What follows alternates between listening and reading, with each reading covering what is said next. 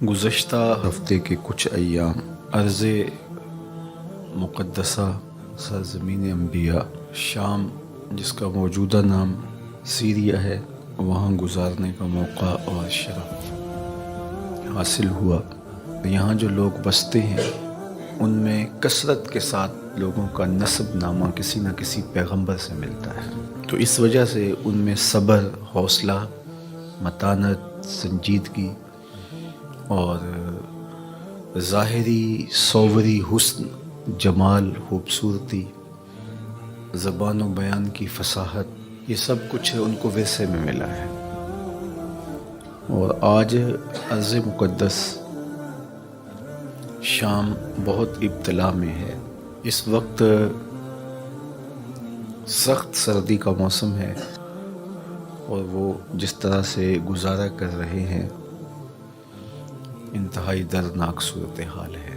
باب الہوا کے ذریعے سے ہم شام میں داخل ہوئے تھے۔ شام کا علاقہ ادلب ہے، اس کا شہر سرمدہ اور اس کے نواح میں مشہد الروحین میں ادارۃ المصطفیٰ انٹرنیشنل کے زیر اہتمام گزشتہ کئی سالوں سے اللہ نے ہمیں ایک رہائشی منصوبے کی توفیق عطا کی تھی، تو ان مکانات کو دیکھنے کے لیے اور وہاں جو لوگ آباد ہیں ان سے ملنے کے لیے ہم حاضر ہوئے تھے۔ اور دوسرے مرحلے میں 40-45 کلومیٹر آگے خیمہ بستیاں ہیں، اور تقریباً 10 خیمہ بستیوں کے لیے اللہ نے کچھ توفیق دی تھی، تو ہم اس کے لیے حاضر ہوئے تھے۔ زبان بھی تھوڑی ساتھ نہیں دیتی کہ میں کہوں کہ ہم ان کی مدد کرنے گئے تھے، وہ تو خود پیغمبروں کی اولاد ہیں، اور بڑے صابر اور شاکر لوگ میں نے دیکھے ہیں، اور بہت بری حالت ہے۔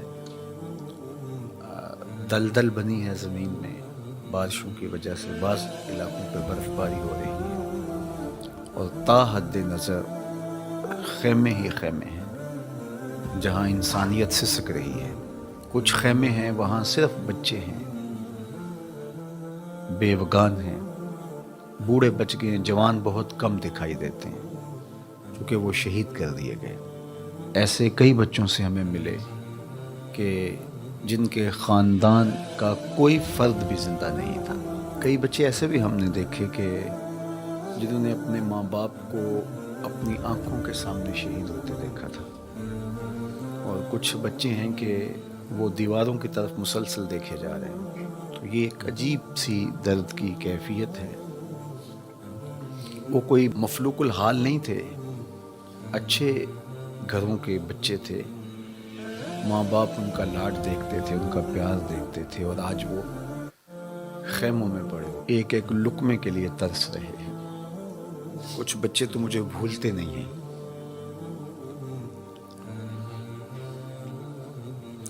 کچھ بچے ہاتھ پکڑ لیتے تھے، چھوڑتے نہیں تھے۔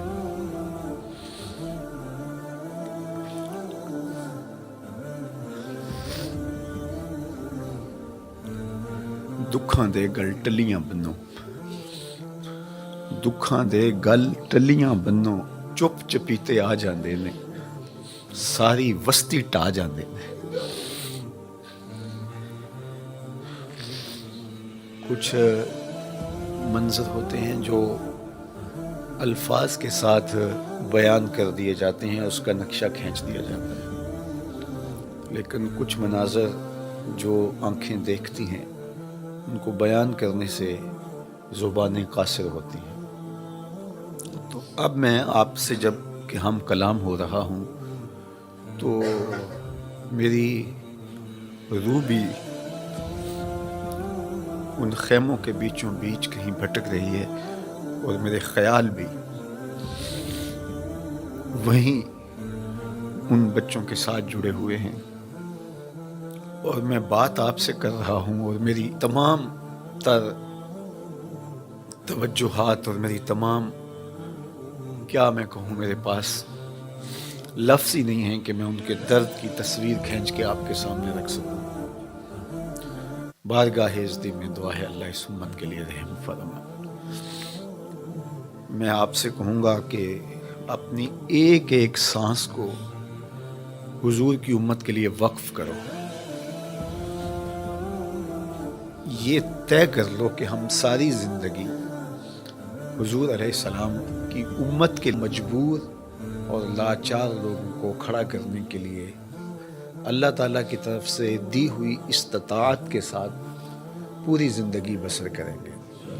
اللہ نے ہمیں بڑا کچھ دیا ہوا ہے. آج ہمارے گھروں کے اندر کتنی آسودگی ہے. ہمیں 3 وقت کا برابر کھانا نصیب ہے. تو یہ ہمیں سوچ لینا چاہیے کہ ہمیں اپنے لیے اب نہیں سوچنا، ہم نے حضور کی امت کے لیے سوچنا ہے. اور میرے بزرگ فرمایا کرتے تھے کہ جو حضور کی امت سے پیار کرتا ہے اللہ کے رسول اس سے پیار کرتے ہیں. آپ میرے بچوں سے پیار کریں تو میرے دل میں آپ کے لیے محبت پیدا ہوتی ہے کہ نہیں ہوتی؟ تو آپ اگر حضور علیہ السلام کی امت سے پیار کریں تو کتنی شفقت سے حضور نوازیں گے. تو کاش آسودہ لوگ اس کو سمجھیں. اس میں ایک اتنی طمانیت بھی ملتی ہے، ان کاموں میں آپ کو اتنا سکون قلب ملتا ہے. جب آپ محبت کرتے ہیں تو یتیم آپ کو مسکرا کے دیکھتا ہے اور اس کو آپ کو دیکھ کر کے 2 لمحوں کے لیے آسودگی ملتی ہے. تو آپ کو نہیں اندازہ کہ عرش سے کتنی رحمتیں اترتی ہیں، کتنا کرم آپ پر برستا ہے اور آپ کو کس قدر جو ہے وہ اللہ کی رحمتیں نصیب ہوتی ہیں. تو اللہ نصیب کرے اور ہمیں جو ہے وہ اس امت کے لیے کام کرنے کی توفیق دے. میں بھی عزم کرتا ہوں، آپ بھی عزم کریں کہ ساری زندگی حضور کے نام پہ گزاریں. ساری زندگی حضور علیہ السلام کی امت کے لیے، حضور علیہ السلام کے لائے ہوئے نظام کے لیے بسر کریں گے. یہ مشت خواہ کام آ جائیں حضور کی امت کے لیے. کل حضور علیہ السلام کی بارگاہ میں پہنچے تو شرمندگی سے بچ جائیں.